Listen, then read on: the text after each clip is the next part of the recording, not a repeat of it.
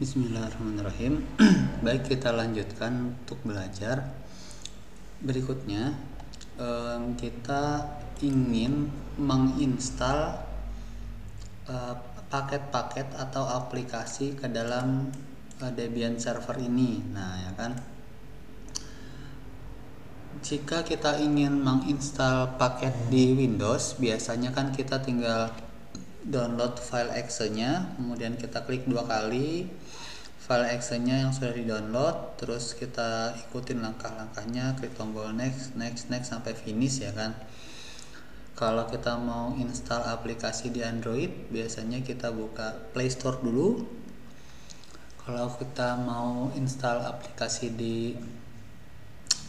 iPhone, itu mungkin buka App Store dulu. Nah, kalau mau install aplikasi di Debian ini, kita harus mengatur agar Debian ini bisa mengambil paket-paket.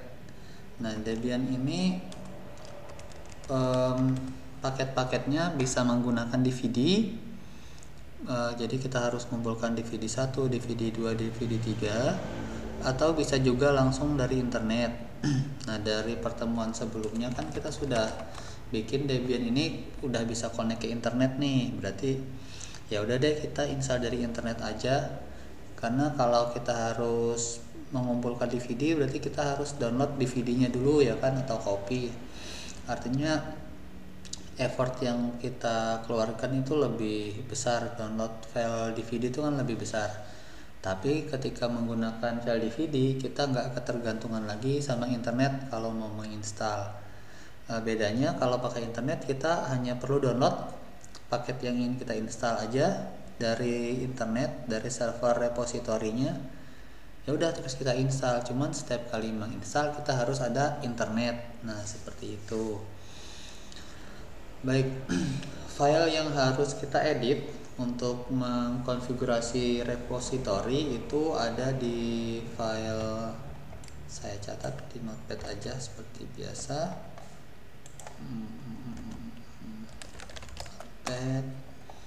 Filenya etc apt sources.list. Boleh kita nano langsung etc apt langsung sources list. Nah, ini dia sudah muncul nih baris pertama, ya. Ini kan dari CD yang kita pakai untuk menginstal. Ini bisa kita abaikan dengan memberikan tanda komentar di depannya sehingga tidak dibaca. Oke, mungkin tampilannya di Debian teman-teman bisa jadi beda. Bisa, kalau di tempat saya kebetulan tadi seperti ini aja, ya kan. Yang aktif barisnya cuma 1 karena saat menginstal itu memang tidak saya kasih internet, sehingga dia tidak menggunakan server repository. Tapi kalau teman-teman menginstal Debiannya itu pakai internet, ya nanti biasanya mungkin ada baris-baris lain yang aktif, misalnya seperti ini. Nah, itu memungkinkan. Baik, ini kita kasih tanda komentar semua dulu. Artinya kita ketik dari awal. Formatnya sebenarnya sama, dep seperti ini. Nah, ini di agak ke atas, di atas yang saya tulis ini kan ada nih contoh nih, ya kan. Sebenarnya kita bisa pakai ini. Jadi saya mau copy ini satu baris ini, mau saya paste ke bawah. Kebetulan di sini kita lihat di sini nggak ada copy, adanya cut, ya. Ya udah deh, berarti ini kalau mau cut itu Ctrl K hilang.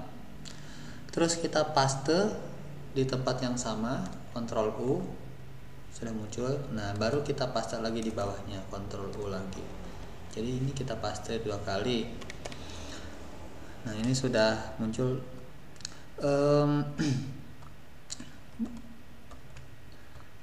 Kita akan menggunakan baris ini tapi dengan menghilangkan updates, ya.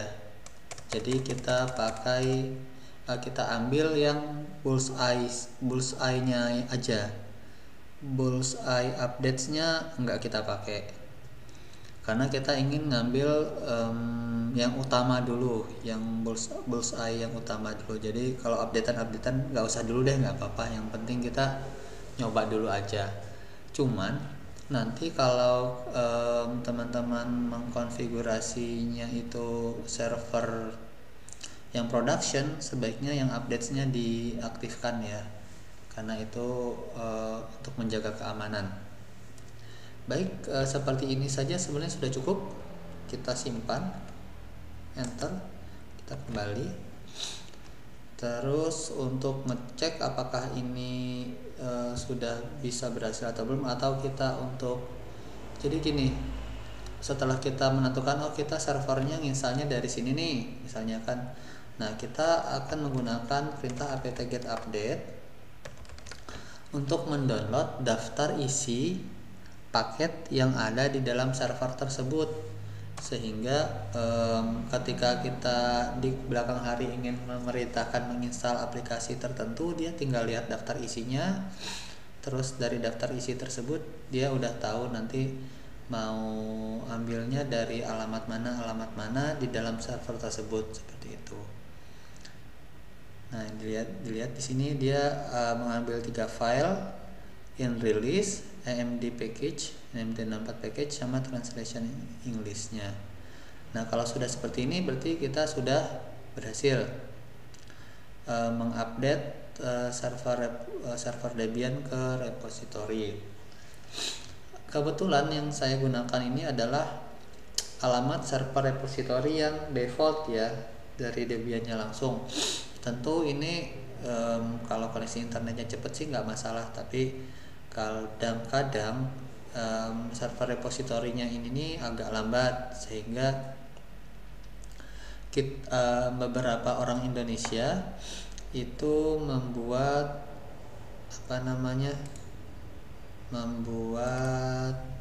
mirror, server repository Debian Mirror itu cermin itu kan menampilkan sesuatu seperti yang aslinya ya kan.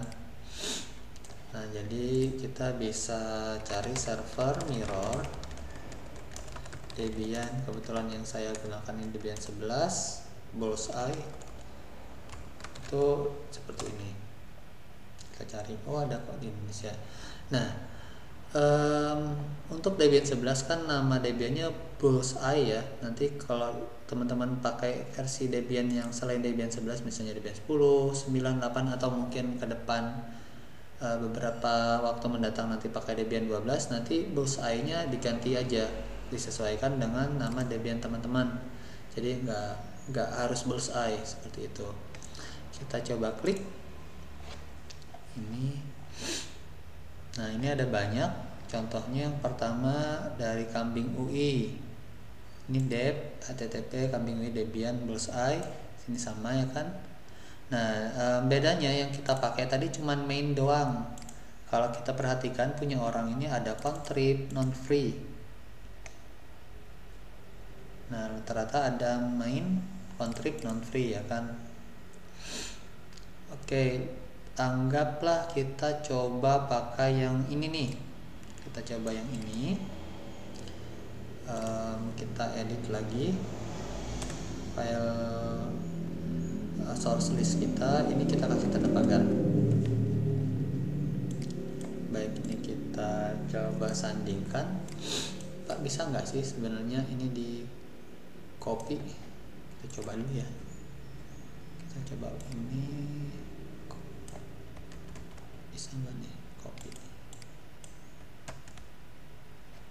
Bisa ya.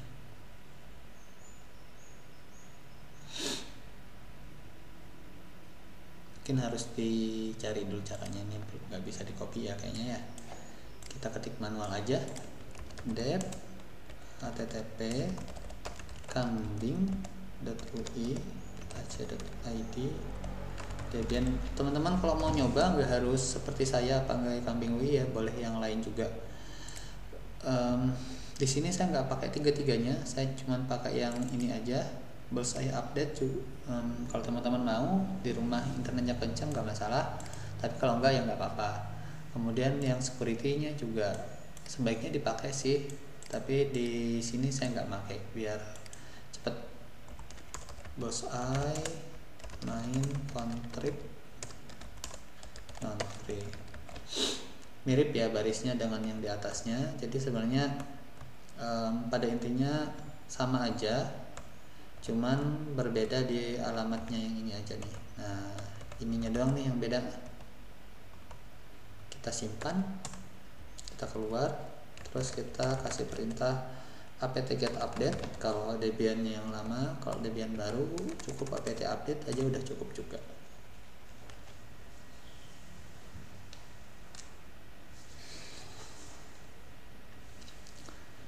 Mungkin nanti ada pertanyaan, repositori mana sih yang paling bagus gitu kan ya, nanti dicobain aja satu-satu yang mana yang menurut sampean cepet, atau ya ini dipakai aja. Oh, ini agak lama ya update-nya, kita bisa pakai yang lain nanti kalau ini agak lambat. Oke, ini tidak berhasil. Ini kita ganti. Biasanya saya itu sukanya pakai Kartolo. Kita coba pakai Kartolo .sty.data-utama.net.id Debian. Oke, sudah simpan. Terus kita update lagi. Nah, langsung jalan ya. Kalau yang pertama tadi kan yang di-download hanya 3 file. Ini kita lihat apakah yang di-download hanya 3 file atau lebih banyak lagi. Harusnya lebih banyak sih, karena tadi kita cuma main doang. Sekarang kita pakainya contrib, non-free juga dipakai. Nah, itu kan ada contrib, ada non-free juga ada. Nah, sudah selesai, sudah berhasil. Baik, kita udah 2 kali mencoba ya mengupdate Debian ini ke internet. Sekarang kita coba untuk menginstal paket. Baik, misal saya ingin menginstal Apache 2 misalnya, web server. Nah, apt install Apache 2 atau apt-get install Apache 2 juga boleh. Kita coba seperti ini. Nah, ini ada banyak paket yang harus di-download. Jadi apakah kita ingin lanjut, katanya di untuk continue, kita pilih yes, enter. Jadi Apache 2 ini dia paket yang digunakan untuk membangun web server. Nanti untuk membangun supaya ada server itu bisa ada tampilan webnya lah, seperti itu. Nanti kita akan uji coba apakah sudah berhasil atau belum. Kita tunggu. Nah, seperti inilah. Kalau misalnya nginstalnya dari internet, kecepatannya nanti tergantung kecepatan internetnya. Kalau internetnya cepat ya misalnya download paketnya bisa cepat. Kalau internetnya agak lambat ya nanti harus lebih sabar.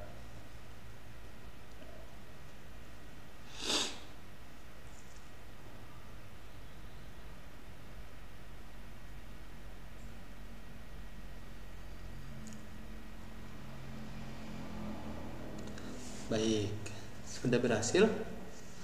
Kita bisa cek